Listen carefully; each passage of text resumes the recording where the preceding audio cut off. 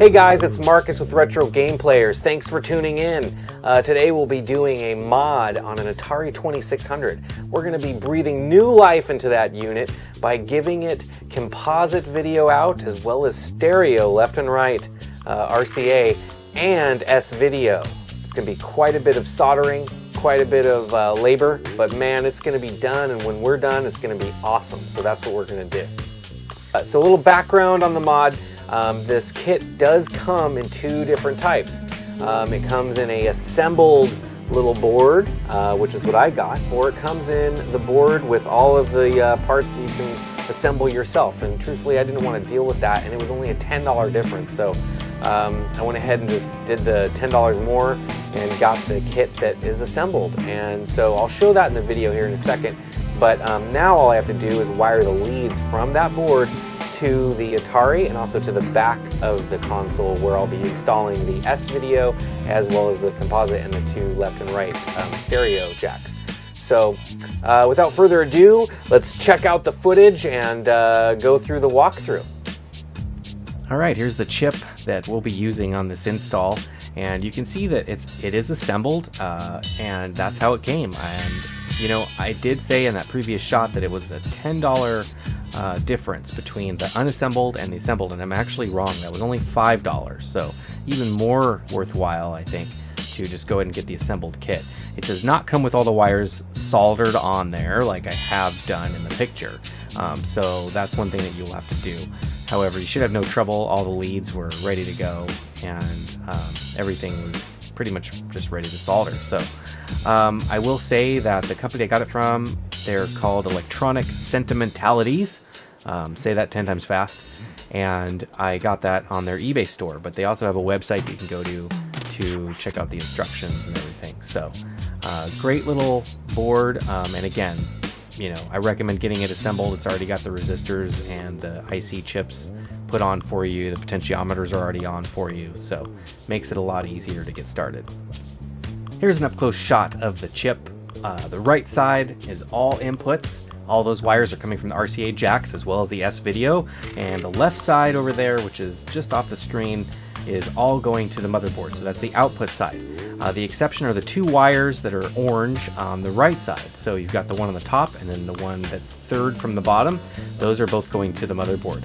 There's also a small resistor that is in place, and that is soldered onto the top wire on the right as well as the third wire from the top, which is that blue and white striped one.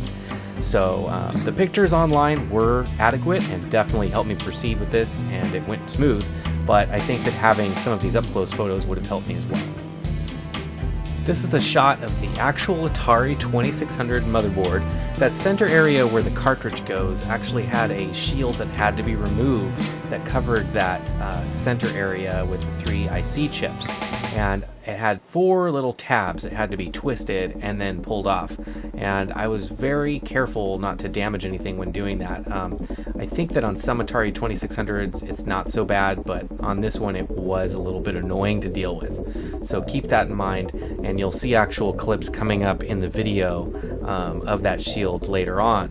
And I'll just tell you right now that I made a mistake by trying to put the shield back on after this installation. You're going to see me do that in the video, and it really kind of cramped the insides of this mod after I put the unit back together. So keep that in mind as the rest of the video progresses. This is probably one of the trickiest parts of the install, and what you have to do is you actually have to pry up this integrated circuit and bend these four pins out, which you'll be soldering onto.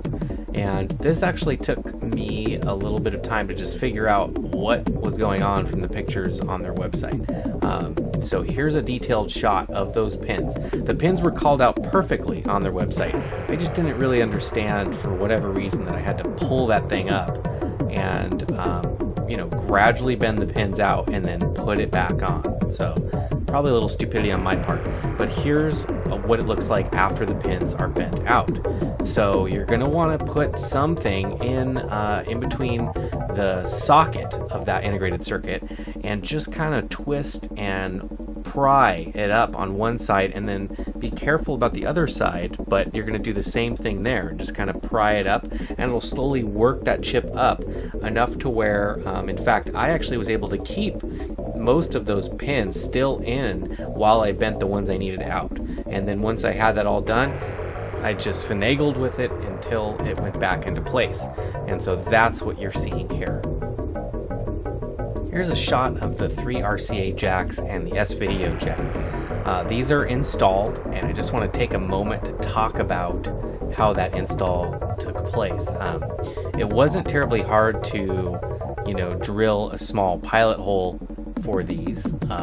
However, what happened was I was using a pretty aggressive drill bit, and as I was drilling on these 3 holes, it would actually kind of chip away the brittle old Atari 2600 casing, and that plastic kind of chipped a little bit. It didn't crack, but it kind of flaked off around the hole a little bit there, so it was kind of annoying as I was doing that. After a little bit of research, I realized that I should have used a stepper bit, and that could have helped make that a little bit of a smoother hole from what I understand. So if I were to do that again, I would just try and make sure I have that stepper bit and try that, and just kind of go slow because you don't want to chip away that old brittle plastic, which it just seemed to want to do for me. You'll also notice that S-Video connector there. There's 4 tiny little pins, and that's where each of those lead wires go that go to the input side of the circuit board. And I did have some issues when soldering to those tiny little pins. They're just small, they were a little awkward to get to, and so you'll see this next part of the video, which is going to be a little bit of a time lapse. You'll see that I kind of have issues. I actually have to desolder it and use a solder sucker to get the excess solder out of there, and so you'll see I have some issues. And you'll see here that we're at the time-lapse portion of the video. I'm getting orientated, and what I'm going to be doing here is soldering on the wires to the S-Video connector. So there's 4 little wires. There's going to be a chroma and a ground and a luma and a ground, and so that's what I'm doing here. And you'll see I do have a flux pen, which is just a little pen that you just mark where you're going to be soldering on, and it helps the solder flow to that spot, so it actually keeps it from kind of getting messy. And you'll also notice that little handy tool there that I have is invaluable, because what it does is it clamps that wire and holds it into place while I make the soldering connection. And without that, I don't know if I could do this actually. So if you don't have one of those, pick one up. I got mine, I believe, from Harbor Freight, and so they're just very, very useful. It also has a magnifying glass, which you can see I'm burning a hole through my desk there. But no, it's actually useful to kind of see what you're doing, and I think I do use that in this video too.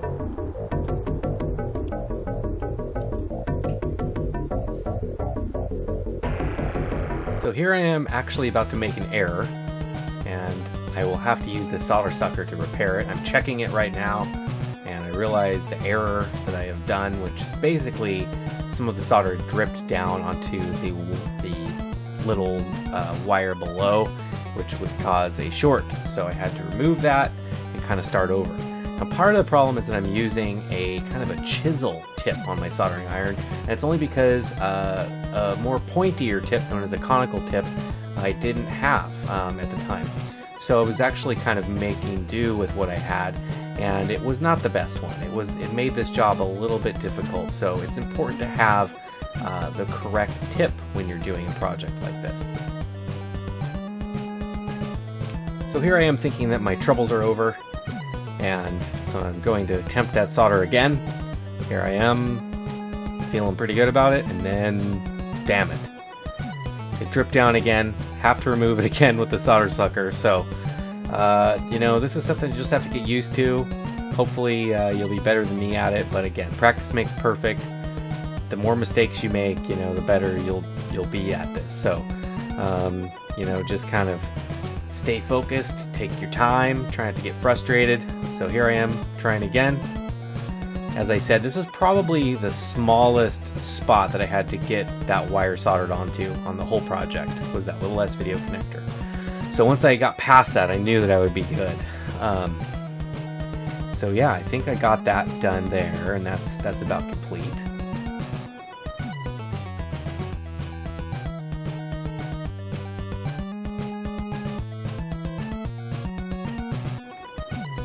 I'll tell you what, it was a relief to finish that S-video connector and move on to the RCA jack. So here I'm going to spin the console around, and so now I'm going to do one audio jack, which is just 2 wires, and now I'm going to do the other audio jack, which is just 2 wires, and then the video jack here, which is a composite video. That was very simple too. However, there was one resistor that had to be installed that kind of bridges between the ground and the video signal wire. That came again with the kit, and the instructions were very clear on that, but basically you'll see that I install it and solder it to the ground, and then I clip it and solder it to the other lead.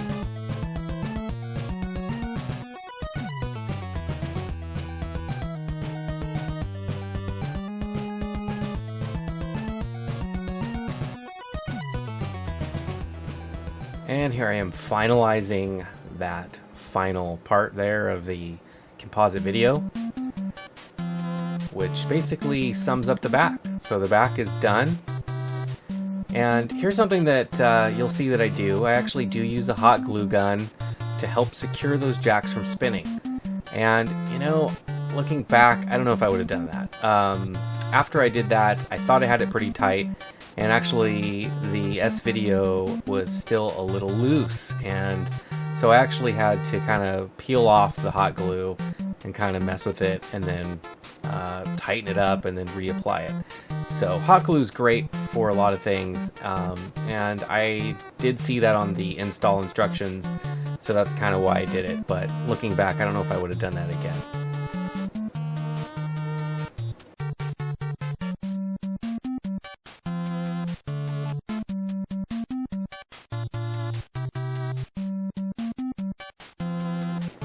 And what I'm doing now is I'm actually counting on the motherboard exactly where those pins from the output side of the chip are going. So I just want to make sure that I'm doing this right. I'm also trying to orientate this so it doesn't get all twisted up. So I'm trying to figure out the best way to do this. Once I finally got that set, I've used my little guy there to help out, and got that first lead done. Now I've done the second one. Now those are those 2 orange wires that I originally showed in the beginning, shooting off the right side, which is actually the input. So those are the orange ones. That's where they go, and they installed actually flawlessly. A couple things I noticed is the tracers on my particular motherboard were a little bit different than the pictures in the demo or on the instructions of the 4-switch Atari. I was a little concerned at first, thinking that something might be wrong, but after I just counted the pins and I made sure that the tracers basically went to the same spot as in the pictures, everything would be fine, and I just proceeded. So if you're looking at your board and you're comparing it to the pictures on the site, don't stress too much, because it did work out. But you just want to count the pins and make sure that you're on the right set as you're doing this.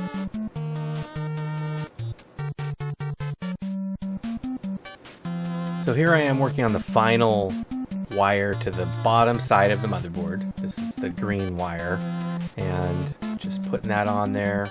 And now what I'm going to actually do is put some electrical tape around these. This was a step that wasn't really needed. However, I just wanted to kind of help fix them and just kind of provide some type of insulation, as there were some bare wire parts exposed. So now I flipped the motherboard over, and you can see that I'm going to work on these 4 little connectors here that are coming off of the IC chip. So the 4 little legs are going to get each of the 4 corresponding wires, which at this point the project was moving along quickly.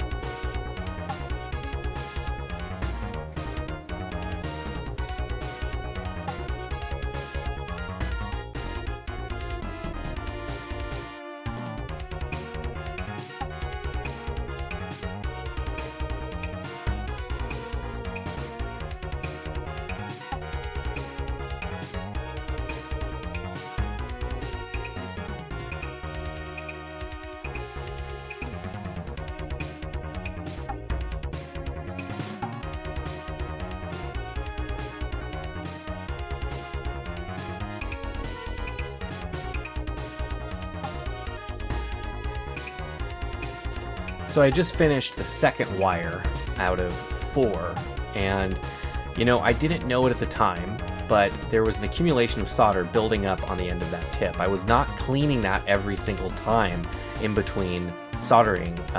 So that's something that I would recommend you do, is make sure that you always remember to clean that, because what happens here is that an excess amount just kind of flops down right there. And so now I have to try and remove that with the solder sucker.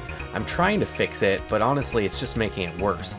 So an accumulation of solder had built up on the end of that tip, and once it warmed up and I touched it to that pin with the flux on it, it just flowed like crazy right to it. So now I'm trying to kind of remove it, and the only way to do that is to use the solder sucker. So here's my first attempt. Seemed to clean up pretty good, but I still have some excess on there, so I'm gonna get ready to use it again.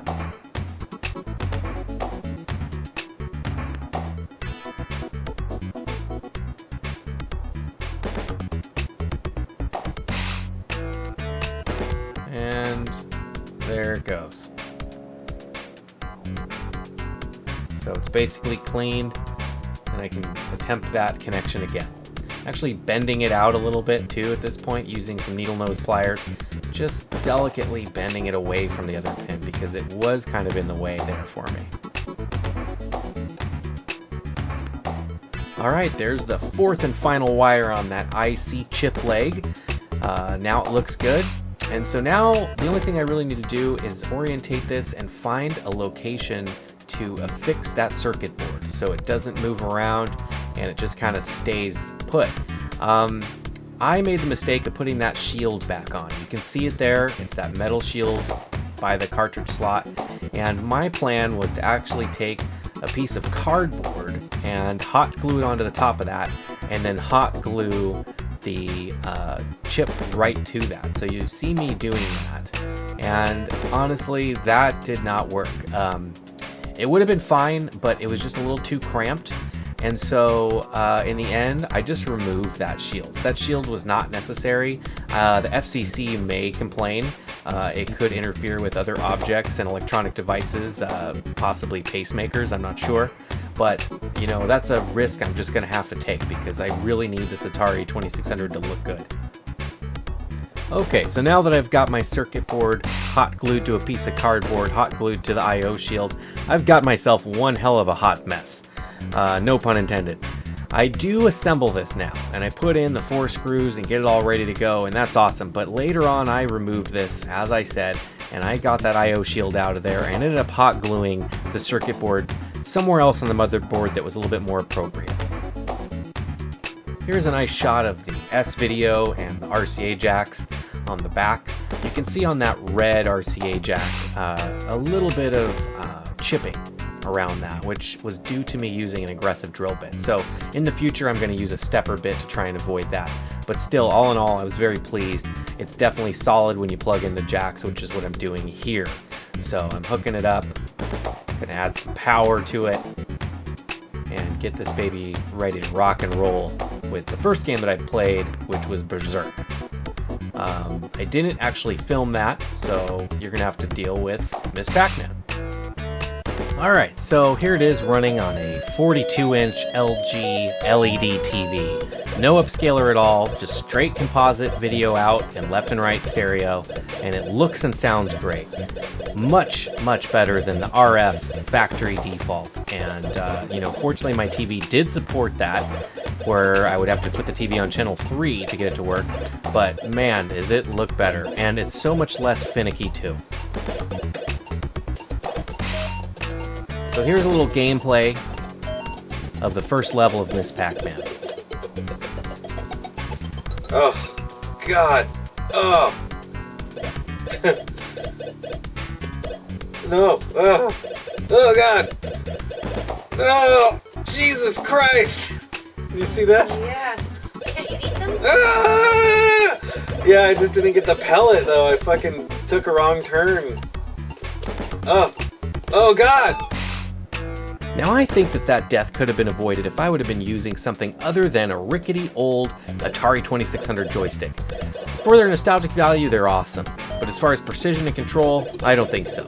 Instead, get yourself a Genesis controller, plug it into the back, and behold the power of Sega rocking your Atari 2600. In fact, it'll go nicely with your S-Video and your RCA out, and your friends might even think that you're playing a Sega Genesis. All right, we did it. So listen, guys, I want to know what you think. Is this a good mod? I think it's awesome. I think for the money, it's great. I love having the sharper picture, and truthfully, this is going to help me do better videos for you guys. So this is a system that I love. I mean, this was like my first system, ever playing video games on. So, well, there may have been a Pong in there, but basically, this is the best one, and the one that really stands out. But what do you think? Did I cannibalize the system? Is this total blasphemy? Did I ruin the Atari 2600, or did I improve it? Because I kind of feel like this is a worthwhile investment. It took me some time for sure, and I'm not the best, soldering tech here. I've done it because I've spent time doing it and practice, but that's the only way you'll get good at it, is just keep going. Eventually, you'll start soldering things and you'll have no problem with this kind of work. So I'm going to be doing harder ones in the future, but this one was a good entry-level one to start with, and I'm glad that I was able to share with you guys. So anyway, let me know what you think about the mod. Is it something you guys would do? And also, thanks a lot for watching. Click like if you liked the video, and please click subscribe if you're not a viewer of this channel. So thanks a lot, you guys. Talk to you soon. We'll forget you something. Stretch out with your feelings.